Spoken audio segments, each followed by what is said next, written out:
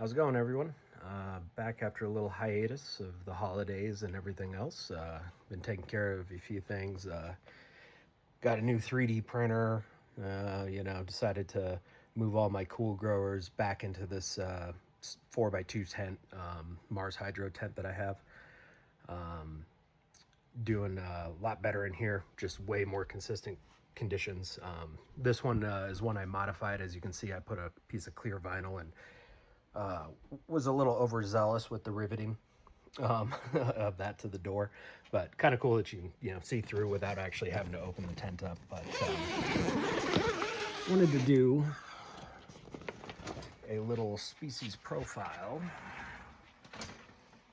I don't think there's really anything in here that's all that new. Got the Stellus Rotigroy, or Rodrigo, as I think I saw it actually pronounced, or the proper pronunciation of it being Rodrigo. Got a bud coming in on that. Got a flower on Stellus Kefferstiana there. Moved my bulbophyllum frosty eye in here since I actually have room to keep it in a cool environment, and as soon as I did, start growing right away, which is awesome. Like literally within a week it started growing. Got a bulbophyllum treshii recently. It's a really cool one, foot long purple flowers. And then the Mazzies. So the one I was gonna do a little profile on is this guy. So this is Masdevallia maxilimax. As you can see, some of the older leaves that came on the plant initially came on the plant are starting to die off now, but it's grown quite well. Got quite a few spikes everywhere, and more coming up in there as well. But yeah, so these are some, let me actually set this guy down. Very cool little flowers. So maxilimax in Latin means the large slug-like orchid, and as you can see, they definitely look like little slugs. I've been joking that they're, they remind me of the sandworms from Dune, so Lisan al-Gaib. So this one is from southern Ecuador. It's from elevations around 1,800 to 2,000 meters, or 5,900 to 6,500 feet. So it grows pretty high elevations. So the temps that you tend to find these growing at, during the summer, the highest point is going to be 14 to 25 degrees Celsius, or 57 to 77 degrees Celsius, or Fahrenheit, sorry. The lowest that these guys tend to see is about 11 to 22 degrees Celsius and 51 to 71 degrees Fahrenheit. So this would put it in the cool grower category. It generally experiences about 70% humidity, high 70s year round. So like most Masdevallias, they like their humidity. It is a very small plant, as you can see. This is just one of those little 1 to 2 inch clay pots. So these guys, they tend to like, almost all orchids like some level of, a wet-dry cycle. Now, how much of a wet-dry cycle is the real consideration that has to be made. So all my Massies, I keep them in, obviously, for the most part, on clay pots. I'm actually going to mount a few of them because I think they'll actually do a lot better mounted. Certain species anyway, mostly these smaller ones like this. And, Nidifica, I'll probably do my Zalbruckneri as well, mounted. So mostly because, again, that wet-dry cycle will work a little bit better, a little more aeration for the roots. But the way I keep them now is basically in these little clay pots, and then it's full of sphagnum moss. The moss I used on this one is a terrible, terrible moss, and I should have known better than to use it, but I did anyway. It's the kind that just breaks down and falls apart like as soon as it gets wet.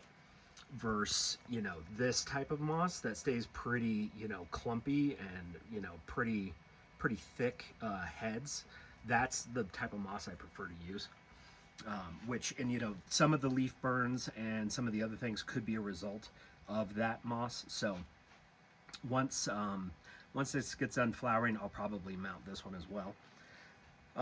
And then I'll use, do my live moss, sort of setup on that. So basically, when you're, watering these guys, what I do is I wait till the top layer is basically dry, and then I'll usually wait a day or so after that, and then I'll water them. I don't keep them sopping wet the whole time.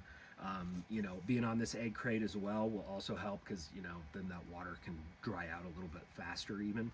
And I've noticed that I went from having to water maybe once a week to having to water maybe every 4 to 5 days now, which is much preferable to me. I'd rather have that sort of cycle than once a week to once every 2 weeks.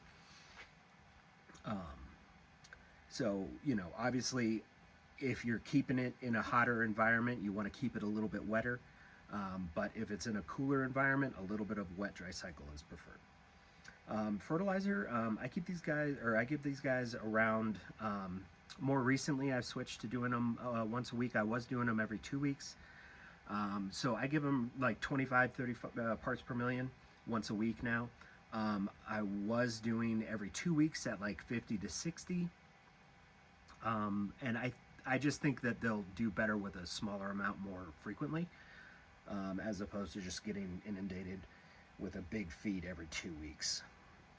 So in terms of like, how you can care for them, as I said, clay pots, that's a great solution. It also will, because of the cooling effect that the clay has, this is quite cool to the touch. It is gonna, help keep the roots cooler, which is, a godsend, especially if you're in a hotter climate. That can help you keep the plant alive, for one.